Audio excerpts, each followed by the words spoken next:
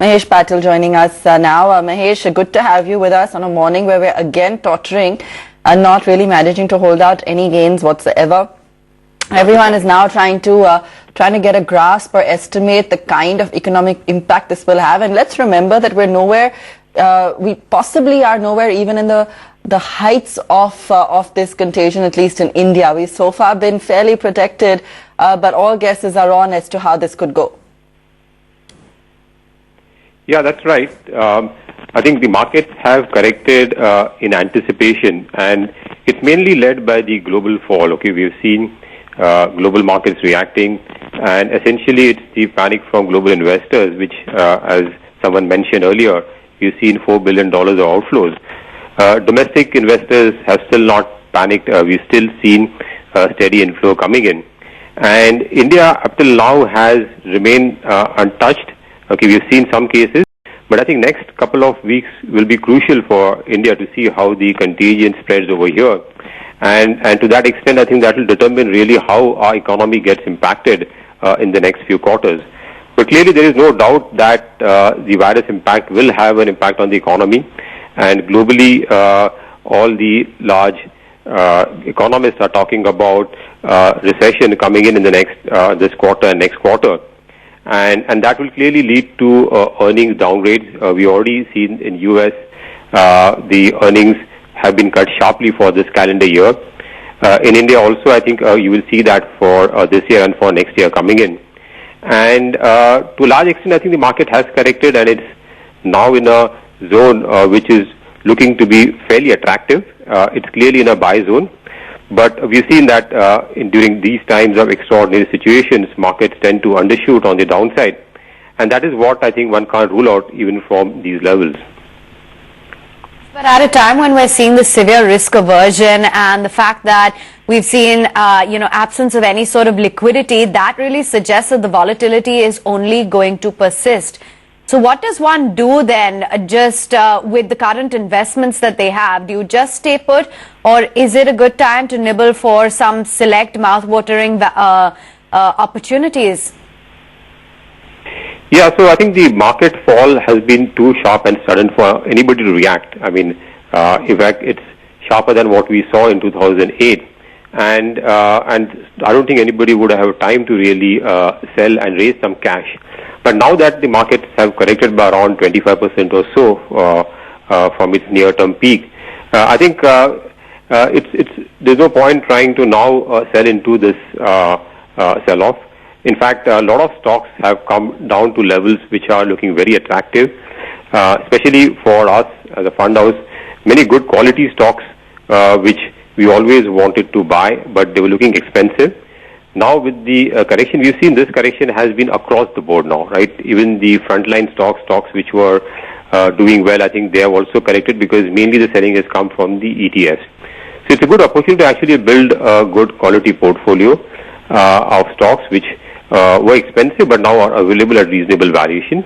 And obviously looking at companies and sectors which will get impacted but will have a short-term impact, and there won't be any structural impact for the business. And those kind of companies, I think, will again bounce back once things normalize. And that should be the approach to buy. For investors investing into funds, I think one should start definitely investing, nibbling at this point in time with some kind of a cushion to take care if the market goes down further from these levels.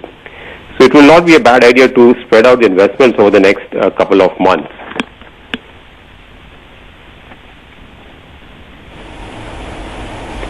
I just want to mark future group of companies and look at the carnage in future retail. Let's start, showing some of the 1 month charts here. Future retail, future consumer, couple of future group of companies, and the fall here is unexplainable. I know they've had debt issues in the past, but this kind of an collateral damage which has happened to the stock prices is going to be a huge challenge. Mahesh, my only worry is that this kind of a fall will start impacting the way companies have done business. Fundraising will get to a standstill. Forget about Air India being sold in this kind of an environment. We don't know when BPCL would be sold. So the environment is getting murky, and now the bad news will start coming out. Right now corporate India is in protection mode, and I think that's a great thing, Mahesh, because we are trying to keep our employees safe. But soon corporate companies will have to start admitting, indicating and sharing their views on the businesses, and that is where I can smell trouble, Mahesh. Yeah, I would agree. In fact, you could see companies, different businesses getting impacted. It's not only corporates, even small individual, small businesses, okay, would get impacted. Even daily workers, right, okay, who are earning the daily wages, they will also get impacted because of the shutdown which could happen. And that could have impact on the economy. And you could see, I mean, the fear is that this should not lead to, if it prolongs, then it should not lead to another credit cycle, right? We've seen some stresses in corporates coming up in the mid corporates, and we were hoping that the economic recovery would take care of that. But now with this shock, and the thing, if we're already seeing some stress in some of the high leverage corporates, and the ability of these corporates to deleverage, which was kind of looking possible now with liquidity coming in, with risk coming back. That's what we were looking at. I think with this risk off, again, I think that gets pushed forward, and one should be prepared for some credit defaults down the line, and I think that is, I think, the key worry at this point in time. Obviously, if things normalize in the next couple of weeks or so, we don't see this spreading out, then I think that that danger is pushed away. But I think that's a clear risk, okay, which is there lurking around in the near term.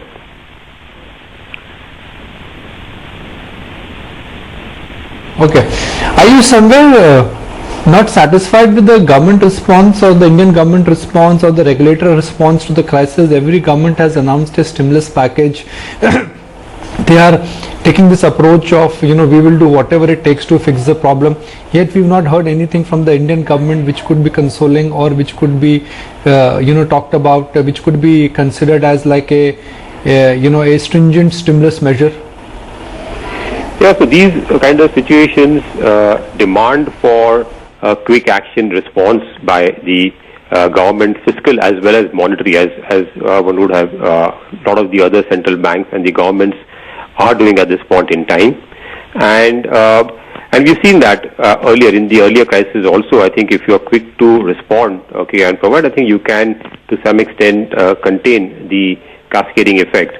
And let's hope that the government, I think they've mentioned that they are watching the situation very closely, and if need be, they can, one need not wait for the monetary policy meeting, but they can have an MPC meeting early and announce measures, okay, to tackle the situation. They have taken some measures, but clearly they are not as large, okay, in terms of trying to give support to the market or to the economy.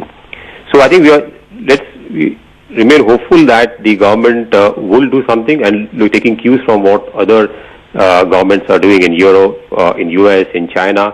I think we should also follow suit soon.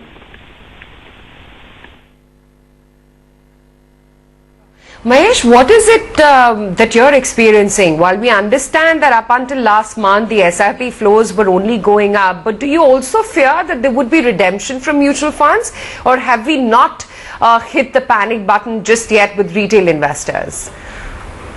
So I think up till now the behavior of retail investors has been fairly rational. I think they have continued with their investments even in the market fall.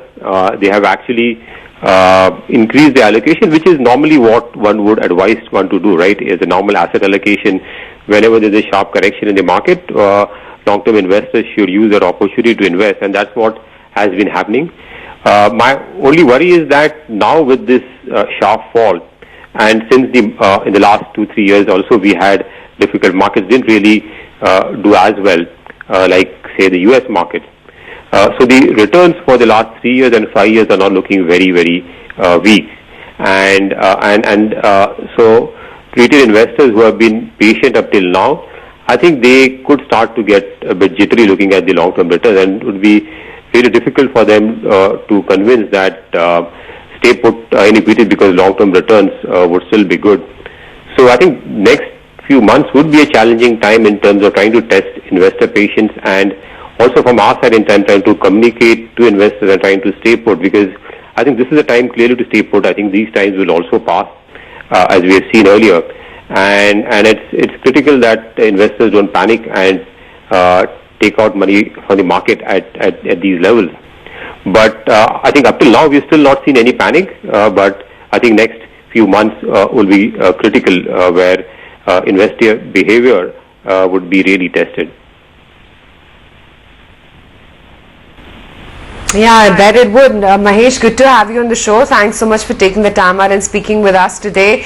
That's the word from Mahesh Patil. Look what's happening with the market. We're down to 8,800 levels now, 8,855 for the Nifty futures. That slight bit of green could not really withstand itself. We're down 50 points. The breadth completely in favor of the declines. Future group stocks getting pounded. Within the Nifty, it's all banks. Kotak, Axis, IndusInd Bank, ICICI Bank. These are your top 4 losers on the index as we speak right now. We'll take a very short break, come right back for more market coverage.